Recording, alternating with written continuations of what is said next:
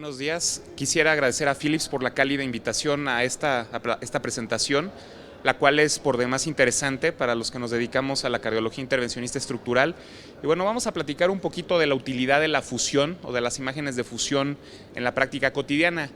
Sin querer o de manera un tanto inconsciente, en cardiología estructural en todo momento estamos haciendo fusión, ya que para poder abordar una patología tanto diagnóstica como terapéutica, pues estamos integrando en la cabeza distintos tipos de modalidades que van desde el eco, la tomografía y finalmente en la ejecución las imágenes angiográficas. Y desafortunadamente, al tener esto totalmente separado, el constructo de integración lo tenemos que hacer en la mente, pero muchas veces no se apega del todo a la realidad, sobre todo cuando la situación anatómica es cada vez más compleja.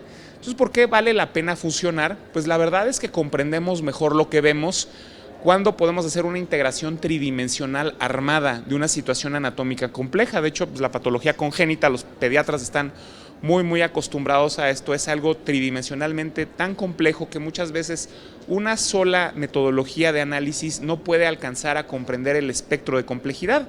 Entonces esto expande nuestro entendimiento de qué está pasando para poder trasladarlo al plano terapéutico y poder generar un tratamiento dedicado y solventar una situación de la magnitud de complejidad a la que estamos enfrentándonos.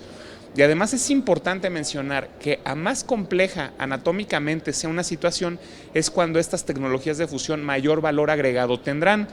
De hecho, para muestra varios botones. Entonces, la patología aórtica yo creo que es algo muy cotidiano en donde podemos hacer desde planeación, proyección y ejecución.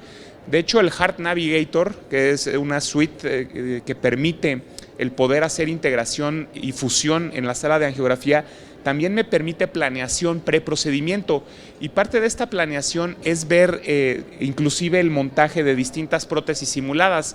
Entonces puedo ver cómo se va a comportar la prótesis en cuanto al diámetro, y además me va a dejar seleccionar la mejor proyección de trabajo ahora que tanto en boga está la alineación de comisuras y la sobreposición de cúspides. Entonces, con estas tecnologías, la verdad es que mejora de manera importante. Aquí tenemos un ejemplo de cómo cambia cuando puedo proyectar otro tipo de prótesis totalmente diferente, ahora un autoexpandible con respecto a la previa que era una balón expandible. Y bueno, pues esto al implantador le da una perspectiva muchísimo mejor de lo que está pasando. Ahora, aquí es muy importante mencionar que en ciertas estructuras valvulares o cierto tipo de prótesis, vale mucho la pena poder jugar rápidamente con la orientación espacial de la raíz aórtica. En este caso, en una prótesis autoexpandible, en donde queremos sobreposicionar las cúspides para poder tener una posición de implante en donde la válvula la pueda garantizar con una mejor altura y por ende una menor tasa de bloqueo, pues vemos cómo con el navegador rápidamente me puedo orientar y bueno, pues puedo generar una terapia muy dirigida con una rápida orientación, optimización de las vistas de trabajo, economizándome tiempo y medio de contraste. Ahora, la patología aórtica no es privativa de esto. Toda aquella patología en donde tenga que integrar anatomía, como la liberación de los oclusores de orejuela, dan un agregado tanto para la punción transeptal como para la colocación de los dispositivos, y además podemos ver de manera intuitiva cómo se adopta o cómo va adoptando este dispositivo la forma, ya que en particular este tipo de prótesis o este oclusor, al tener dos componentes, un lóbulo y un disco externo, me gusta ver cómo el disco externo se monta sobre el ridge y ver cómo el lóbulo queda comprimido dentro de la orejuela, y bueno, la fusión de imagen lo permite de manera muy importante. Ahora, es importante mencionar que esta tecnología nos ha ayudado a entender y aprender otro tipo de terapéuticas. Estamos viendo uno de nuestros primeros casos en el hospital en el 20 de noviembre, cuando empezamos a hacer reparación borde de patología tricuspidia. Es importante mencionar que para cuando empezamos a hacer esto hace 1 año y medio, no había nadie en el mundo que todavía pudiera ofrecer un servicio de proctoring para que nos pudiera ubicar tridimensionalmente y enseñar esta tecnología. Y aquí fue cuando recurrimos a la utilidad de la imagen por fusión. Y la imagen por fusión, aun cuando no éramos expertos en este tipo de patología, la verdad es que nos ayudó mucho, ya que espacialmente al intervencionista y al grupo de intervencionistas nos permite ubicarnos espacialmente cuando realmente no sabíamos ni siquiera de qué estábamos hablando cuando emprendimos el viaje en patología tricuspidia. Y bueno, y la otra cuestión importante a mencionar es que es muy valiosa la utilidad de estas tecnologías de sobreposición cuando estamos lidiando con una complejidad anatómica tal que no comprendíamos realmente qué pasaba en el diagnóstico.